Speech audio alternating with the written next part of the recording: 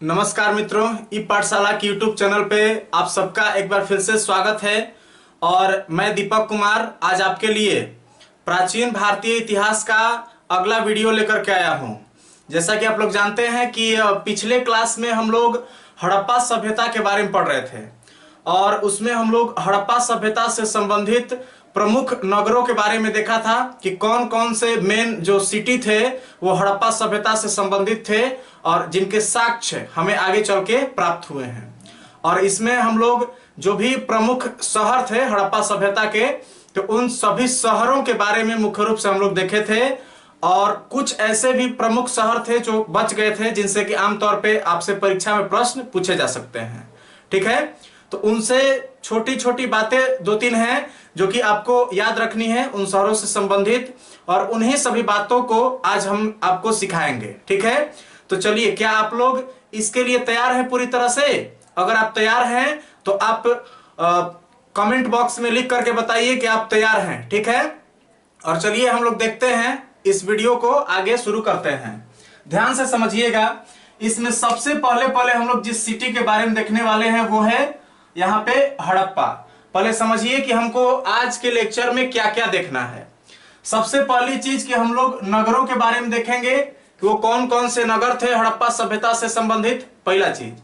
दूसरा चीज इसमें हम लोग देखेंगे कि वो किन किन नदियों के किनारे थे। चूंकि आपको मैंने पिछले वीडियो में बताया है कि हड़प्पा सभ्यता जो है या सिंधु घाटी सभ्यता, चूंकि सिंधु घाटी ये वर्ड से ही क्लियर हो जा रहा है कि ये सिंधु घाटी जो है, सिंधु नदी की जो घाटी है उसमें आमतौर पे इस सभ्यता का विकास हुआ था। हालांकि आगे चल के मैंने जैसा कि पिछले वीडियो में बताया भी था कि आगे चल के अन्य जो नदियां हैं तो उनके भी किनारों पे, उनके तटीय इलाकों में भी इससे संबंधित अवशेष प्राप्त हुए और इस तरह से आगे चल के इसके नाम भी परिवर्तित होते रहे हैं। तो पहली चीज कि हम लोग इसमें नगर देखेंगे कि कौन कौन से नगर हैं। दूसरी चीज, इसमें नदियों के नाम देखेंगे जिनके तट पर ये शहर जो है ये बसे हुए थे या ये नगर जो है ये बसे हुए थे। दूसरी चीज, चलिए तीसरा चीज हम लोग जो इसमें देखेंगे वो देखेंगे कि सबसे पहले इन नगरों के बारे में किसने बताया या इसके उत्खननकर्ता कौन है। ठीक है, और चौथा चीज इसमें हम लोग देखेंगे कि वर्तमान में इन नगरों की स्थिति कहां है। ठीक है, चलिए समझते हैं, ध्यान से सुनिएगा। सिर्फ सबसे पहले हम लोग हड़प्पा के बारे में देखेंगे। इसके बारे में हम आपको पहले भी बता चुके हैं और इसलिए हम यहां पे इस पे ज्यादा जोर नहीं देंगे। हड़प्पा जो है ये आपका रावी नदी के किनारे है और सबसे पहले इस सिटी का ही पता लगाया गया था। समझिएगा, सबसे पहले सैंधव सभ्यता के किस नगर का पता लगाया गया था? तो वो था हड़प्पा। ठीक ना, और हड़प्पा की खोज सबसे पहले किसके द्वारा की गई थी? दयाराम साहनी के द्वारा। हालांकि इसमें एक और नाम आता है और जो दूसरा नाम आता है उनका नाम है माधव स्वरूप। ठीक है, माधव स्वरूप वत्स जो है ये दयाराम साहनी जी के बाद में इन्होंने, मतलब इनका भी नाम इससे जुड़ा हड़प्पा सभ्यता में या यहाँ पे हड़प्पा की खोज से संबंधित। ठीक ना, तो आपसे पूछेगा, कभी कभी परीक्षा में प्रश्न दे देगा कि माधव स्वरूप वत्स किस नगर की खुदाई से संबंधित हैं या किस नगर के उत्खनन से संबंधित हैं। तो आपको ध्यान देना है कि दयाराम साहनी और माधव स्वरूप वत्स ये दोनों के दोनों किस स्थान से संबंधित थे? तो हड़प्पा से संबंधित थे।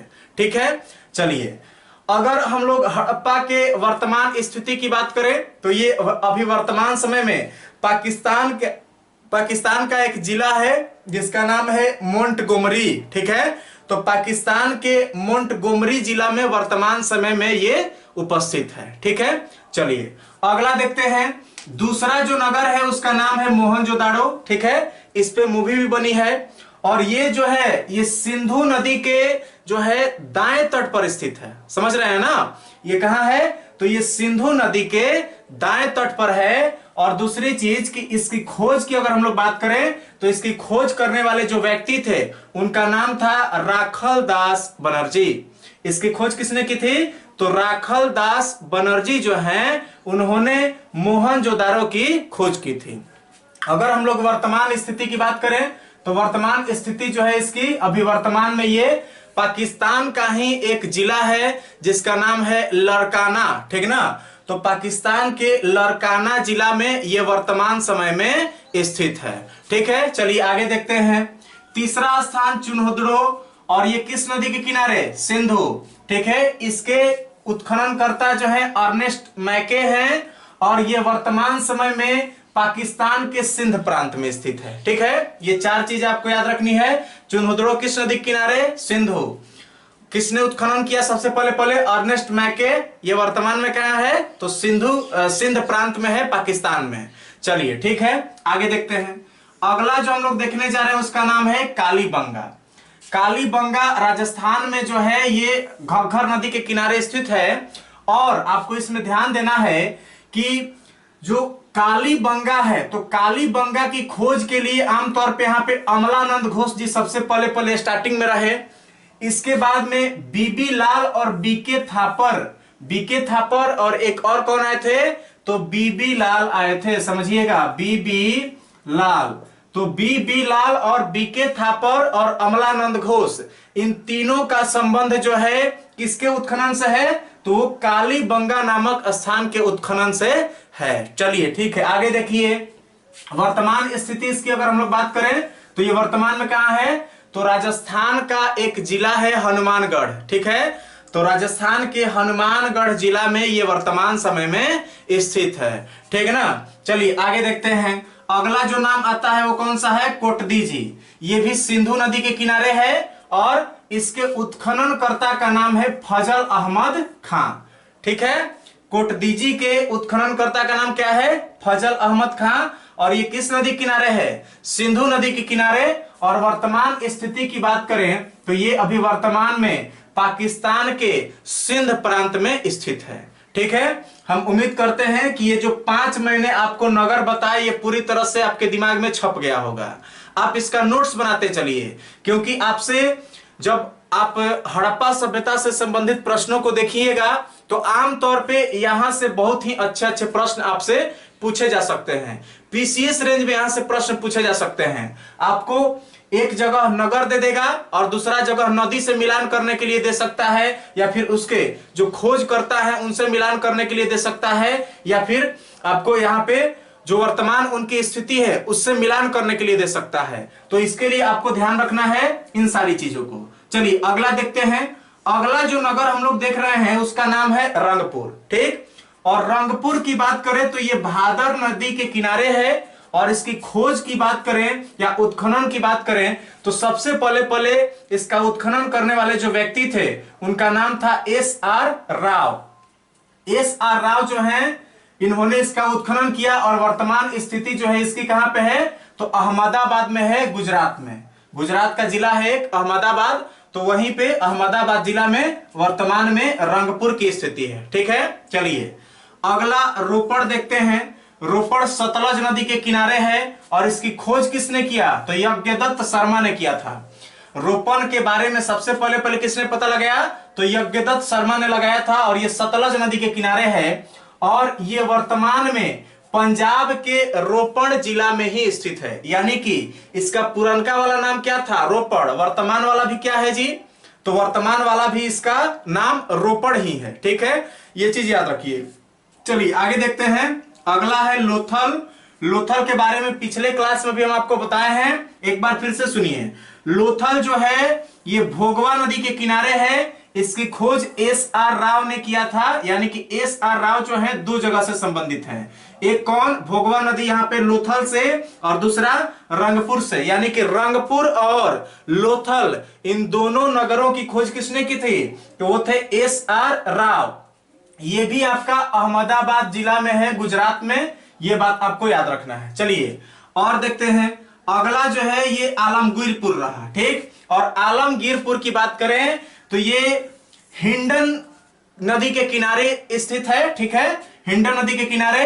और इसकी खोज करने की बात करें तो इसके खोजकर्ता का नाम है यज्ञदत्त शर्मा। और वर्तमान स्थिति जो है इसकी ये मेरठ जिला में है, उत्तर प्रदेश में। समझ रहे हैं ना, ये मेरठ में है, उत्तर प्रदेश में भी वर्तमान में। इसके खोजकर्ता यज्ञदत्त शर्मा, ये हिंडन नदी के किनारे है, ठीक है ना। और दूसरी इससे महत्वपूर्ण चीज, ये सबसे पूर्वी जो है पूर्वी नगर है, समझ रहे हैं ना। ये हड़प्पा सभ्यता का सबसे पूर्वी छोर है आलमगीरपुर, समझ रहे हैं। चलिए अगला देखते हैं सुतका गेंडोर।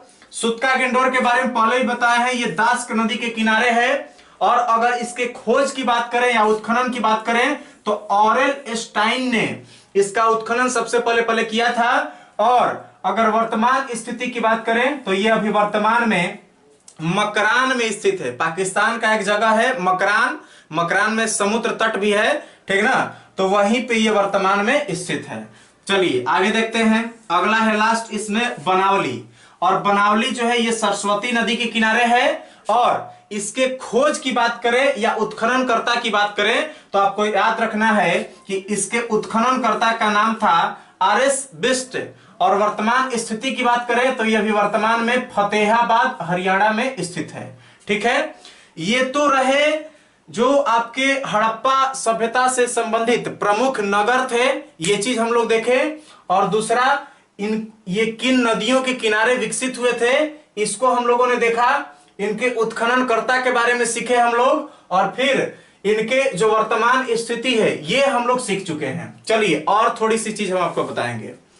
इसमें से जो यहां पे आप देख पा रहे हैं रंगपुर, यहीं पे देख पा रहे हैं आप, ध्यान से समझिएगा। यहां पे आप रंगपुर देख पा रहे हैं और यहीं पे लोथल देख पा रहे हैं, ठीक है।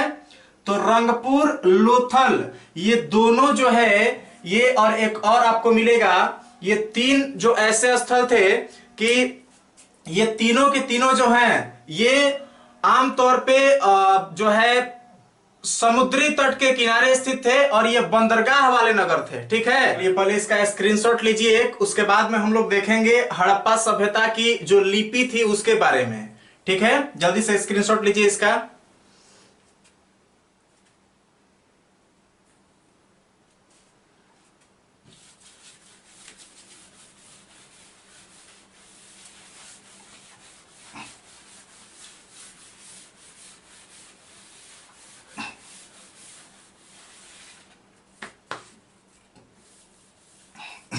चलिए ध्यान दीजिए, अब जो है अब हम आपको बताएंगे हड़प्पा सभ्यता की जो लिपि थी उसके बारे में। ध्यान से समझिएगा, हड़प्पा, ठीक है, हड़प्पा की लिपि को समझिएगा कि हड़प्पा सभ्यता में मेन जो लिपि का विकास हुआ था वो कैसे हुआ था वो हम आपको बता रहे हैं। ध्यान से सुनिएगा।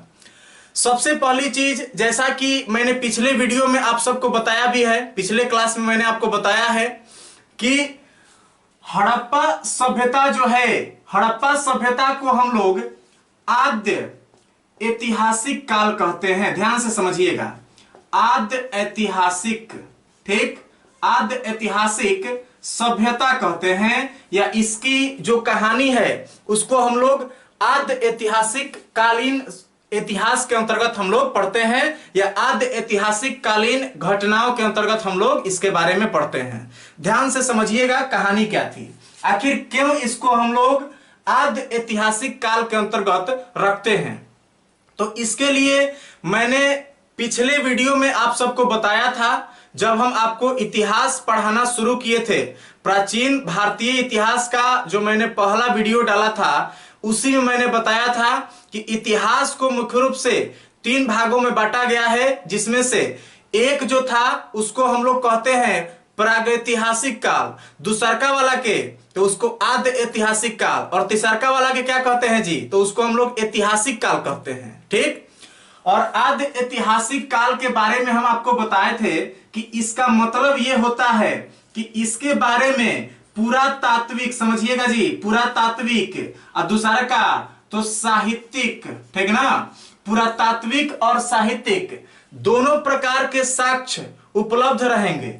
आद्य ऐतिहासिक काल का लक्षण क्या है कि इसके बारे में ऐसा कहा जाता है कि इससे संबंधित पुरातात्विक और साहित्यिक दोनों प्रकार के स्रोत उपलब्ध हैं, लेकिन जो साहित्यिक स्रोत हैं इनका अध्ययन या इनको पढ़ना संभव नहीं हो पाया है। समझिएगा, पढ़ना संभव जो है संभव नहीं हुआ है। ध्यान से समझिएगा, आपको पूरा बढ़िया से एकदम कंसेप्ट आ जाएगा। ध्यान से सुनिए। सिर्फ हमने क्या कहा कि आदि ऐतिहासिक कालीन सभ्यता के अंतर्गत वैसी सभ्यताओं को रखा जाता है जो जिनके बारे में पुरातात्विक और साहित्यिक दोनों प्रकार के स्रोत प्राप्त हैं, हमको प्राप्त हुए हैं। लेकिन उनमें से पुरातात्विक स्रोतों को तो हम लोग समझ सकते हैं, लेकिन जो साहित्य प्राप्त हुए हैं, जो लिखित चीजें प्राप्त हुई हैं हमें उन सभ्यताओं के बारे में, तो उन लिखित वस्तुओं को या लिखित साक्ष्यों को पढ़ना संभव नहीं हो पाया है, इसीलिए उनको आद्य ऐतिहासिक कहा जाता है। अब ध्यान से सुनिएगा, हम लोग हड़प्पा के बारे में ऐसा जानते हैं, शुरू से पढ़ते आए हैं कि हड़प्पा जो है ये एक आद्य ऐतिहासिक कालीन सभ्यता है। ऐसा क्यों? तो ऐसा इसलिए है क्योंकि अगर हम लोग हड़प्पा की लिपि के बारे में पढ़ें तो आप लोग सबसे पहले सुनिए हमारी बात को। हड़प्पा की लिपि जो है ये कैसी है? तो भाव चित्रात्मक है, ठीक ना? भाव चित्रात्मक, समझिएगा ध्यान से। हड़प्पा की लिपि कैसी है जी? तो ये भाव चित्रात्मक लिपि है। और भाव चित्रात्मक का मतलब क्या होता है ये भी तो समझना है। भाव चित्रात्मक का मतलब क्या होता है? तो ध्यान से सुनिए। जैसे मान लेते हैं कि कभी कोई आपके पास कुछ बहुत ही बढ़िया खुश होने वाला मैसेज भेज दिया और आप एकदम दोनों ओर से मुंह एकदम बाए हुए एक इमोजी भेज दिए, एक पिक्चर टाइप का कुछ भेज दिए व्हाट्सएप फेसबुक पे, तो वो जो आप इमेज के रूप में अपनी भावनाओं को व्यक्त करते हैं उस टाइप का ही कुछ इनकी लिपि थी। समझ रहे हैं? देखिए ध्यान से सुनिएगा। जैसे कि मान लेते हैं कि किसी ने आपके पास बहुत ही बढ़िया कोई चीज भेजा और आप जो है उसको माने गुड कहना चाहते हैं, और गुड कहने के लिए आपने एक अंगूठा दिखा दिया, अंगूठा का फिगर जो है उसके पास भेज दिया।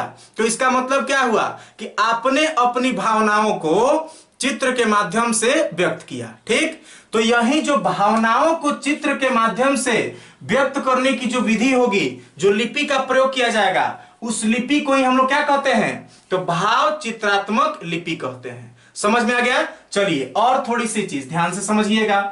इसमें अगर हम लोग भाव चित्रात्मक लिपि के बारे में और थोड़ा सा ध्यान से समझें तो सबसे पहले आपको ध्यान देना है कि हड़प्पा की जो लिपि है वो सबसे पहले 1853 में इस लिपि को सबसे पहले देखा गया था।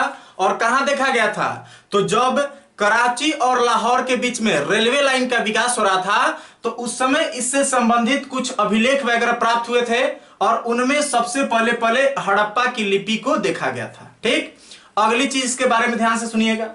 ये जो भाव चित्रात्मक लिपि आप देख रहे हैं इसकी बहुत ही एक बड़ी विशेषता है, और वो विशेषता क्या है वो समझिए। जैसे कि आमतौर पे अगर हम लोग को लिखना हो तो हम लोग क्या करते हैं? यहां से कलम उठाए ऐसे लिखे, फिर ध्यान से समझिएगा, यहां से कलम उठाए और ऐसे लिखते गए। यहां पे मान लेते हैं पेज समाप्त हो रहा है, फिर यहां से कलम उठाए, फिर यहां आए और तब जाके फिर लिखते हुए यहां पहुंचे, फिर खत्म हुआ, फिर यहां से ऐसे लिखते हैं। यानी कि हम लोग जो है इधर से इधर जो है लिखते हैं। ध्यान से समझिएगा। लेकिन अगर हम लोग बात करें भाव चित्रात्मक लिपि की तो इसमें क्या होता था कि सबसे पहले ध्यान से समझिएगा कि इसमें दाएं से बाएं जो है, दाएं से बाएं जो है यहां पे लिखा जाता था। दाएं से बाएं लिखा गया। लिखने के बाद में क्या हुआ कि मान लेते हैं आप पहुंचे तो अब यहां से कॉलम उठा के यहां नहीं आना है, डायरेक्ट यहां से नीचे आइए, फिर इधर से इधर, फिर यहां से फिर इधर, फिर ऐसे इधर। मतलब कि दाएं से बाएं लिखने के बाद में जैसे ही लाइन समाप्त हुआ फिर वहां से क्या हो गया जी? तो बाएं से दाएं, बाएं से दाएं, इस तरह से इस लिपि का प्रयोग करके लिखा जाता था। और इस तरह से जो लिखने की कला है इसी को हम लोग कहते हैं ब्रुस्टोफेडन। ठीक है, इसको क्या कहते हैं जी? तो ब्रुस्टोफेडन, या इसी को हम लोग गोमूत्र लिपि भी कहते हैं। ठीक है, इसको क्या कहते हैं? गोमूत्र लिपि। तो अब आप समझ गए होंगे। आपसे पूछे कि किस सभ्यता का लिपि जो है वो ब्रुस्टोफेडन लिपि है या किस लिपि को ब्रुस्टोफेडन लिपि कहते हैं, तो किसको कहा जाएगा? यहां पे जो भाव चित्रात्मक जो हड़प्पा की लिपि थी उसको हम लोग ब्रुस्टोफेडन लिपि कहते हैं। इतना तो समझ में आ गया होगा सबको। अब जो है, अब हम लोग इससे आगे थोड़ा सा बढ़ेंगे। अब जो है थोड़ी सी बात हम लोग करेंगे हड़प्पा सभ्यता से संबंधित जो भी मुहर प्राप्त हुए हैं, तो उन मुहरों के बारे में अब हम आपसे थोड़ी सी बात करेंगे। ध्यान से सुनिएगा। अगर हम लोग बात करें हड़प्पा कालीन मुहर की, ठीक है, मुहर की अगर हम आपसे बात करें हड़प्पा सभ्यता से संबंधित, तो इससे संबंधित आपसे सबसे पहला जो प्रश्न पूछा जाएगा वो ये पूछा जाएगा कि हड़प्पा सभ्यता के मुहर जो हैं वो किससे बने हुए थे। ठीक, तो आपको ध्यान देना है कि हड़प्पा के मुहर जो हैं ये सेलखड़ी से बने थे। ठीक, ये किससे बने थे? तो सेलखड़ी से बने थे। ठीक ना, ये किससे बने थे जी? तो सेलखड़ी से बने थे। हड़प्पा सभ्यता के मुहर किससे बने थे? तो सेलखड़ी से बने थे। और इसमें एक दो चीज आपको बहुत ही ध्यान से सुनना है, सिर्फ ध्यान से सुनिएगा, पूरा का पूरा आपको कॉन्सेप्ट आ जाएगा। सुनिए ध्यान से। जो मुहर होते थे हड़प्पा सभ्यता से संबंधित, ये आमतौर पे दो प्रकार के मुहर मिले हैं, जिसमें से एक आपको मिलेगा वर्गाकार और दूसरा वाला कैसा मिलेगा जी? तो दूसरा वाला मिलता है आयताकार। ठीक है, हड़प्पा सभ्यता के मुहर कितने प्रकार के? तो दो प्रकार के। कौन कौन? वर्गाकार और आयताकार। ठीक है, अब इसमें थोड़ी सी चीज आपको और ध्यान से समझना है। ठीक है, और ध्यान से समझिएगा कि ये जो वर्गाकार जो आपको मिले हैं, ठीक ना, जो वर्गाकार मुहर प्राप्त हुए हैं, तो इन वर्गाकार मुहरों पे सिर्फ और सिर्फ लेख मिले हैं। ठीक ना, इस पे कुछ लिखा हुआ मिला है। वर्गाकार जो मुहर प्राप्त हुए हड़प्पा सभ्यता से संबंधित, तो इसमें क्या मिला है? तो कुछ ना कुछ मैंने लिखा हुआ मिला है। ठीक ना, उसको अभी पढ़ा नहीं जा सका है, क्योंकि मैंने अभी बताया कि हड़प्पा सभ्यता की जो लिपि थी वो अभी तक उसको कोई पढ़ने में सफल नहीं हो पाया है, और इसलिए यहां पे जो लेख लिखे गए हैं इन मुहरों पे, उनको भी कोई पढ़ा नहीं है। तो आपसे पूछे कि वर्गाकार जो मुहर प्राप्त हुए थे तो उस पे क्या चीज अंकित था? तो सिर्फ और सिर्फ कुछ लेख अंकित थे। वहीं अगर हम लोग आयताकार मुहरों की बात करें तो इस पे दो प्रकार के चीज मिलते हैं। एक तो आपको मिलेगा लेख, और दूसरा चीज जो इस पे छपा हुआ था वो था पशुओं की आकृति। ठीक है, पशुओं की आकृति। ध्यान से समझिएगा क्या मिला था? तो जो आयताकार मुहर जो होते थे इनमें लेख और पशुओं की आकृति, ये दो चीजें मिली है। अब सुनिए, अब आपसे पूछेगा कि कौन कौन से पशु, तो इसमें आपको ध्यान देना है कि इस पे आमतौर पे दो प्रकार के पशु के जो है निशान मिले हैं या आकृति अंकित थे, वो समझिएगा। पशुओं की आकृति की बात करें तो सबसे पहला जो इसमें अंकित था वो था एक सींग वाला गेंडा। ठीक, एक सींग वाला गेंडा। ठीक ना, और दूसरा जो इस पे आकृति अंकित था वो था कुबड़ वाला सांड। ठीक ना, कुबड़ वाला सांड। तो ये दो प्रकार के आकृति जो है ये हड़प्पा कालीन मुहरों से प्राप्त हुए हैं। ठीक है, आपसे ये भी पूछ सकता है कि सबसे ज्यादा किसका चित्र मिलता है? तो आपको ध्यान देना है कि कुबड़ वाला सांड जो है इसका चित्र सबसे अधिक मिलता है। ठीक ना, इसका चित्र क्या होता है? तो सबसे अधिक मिलता है। मुहरों से संबंधित एक दो चीज और हम आपको बता दें कि मुहर जो है ये सबसे, अगर अधिक की बात की जाएगी कि सबसे अधिक मुहर कहां से प्राप्त हुए हैं, तो आपको ध्यान देना है कि सबसे अधिक मुहर जो प्राप्त हुए हैं हड़प्पा सभ्यता से संबंधित, तो वो मुहर प्राप्त हुए हैं मोहनजोदड़ो से। ठीक है, कहां से? मोहनजोदड़ो से। ठीक, और आपसे ये भी पूछ सकता है कि अभिलेख युक्त, समझिएगा बात को, अभिलेख युक्त जो मुहर हैं ये सबसे अधिक कहां से प्राप्त हुए हैं? तो ये प्राप्त हुए हैं हड़प्पा से। ठीक, इतना चीज अगर आप हड़प्पा कालीन मुहरों के बारे में जानकारी रख लेते हैं तो हड़प्पा के मुहर से संबंधित आपसे कोई प्रश्न छूटने उठने वाला नहीं है। हम उम्मीद करते हैं कि ये पूरा का पूरा आज आपको समझ में आ गया होगा। अब जो है, अब हम लोग हड़प्पा से संबंधित और एक लेक्चर देखेंगे जिसमें हम लोग उसकी सामाजिक, राजनीतिक, आर्थिक और धार्मिक स्थिति जो है उसको हम लोग समझ लेंगे। उसके बाद में हड़प्पा सभ्यता के पतन का कारण देख लेंगे, और तब पूरा का पूरा जो है इधर वाला आपका काम खत्म हो जाएगा।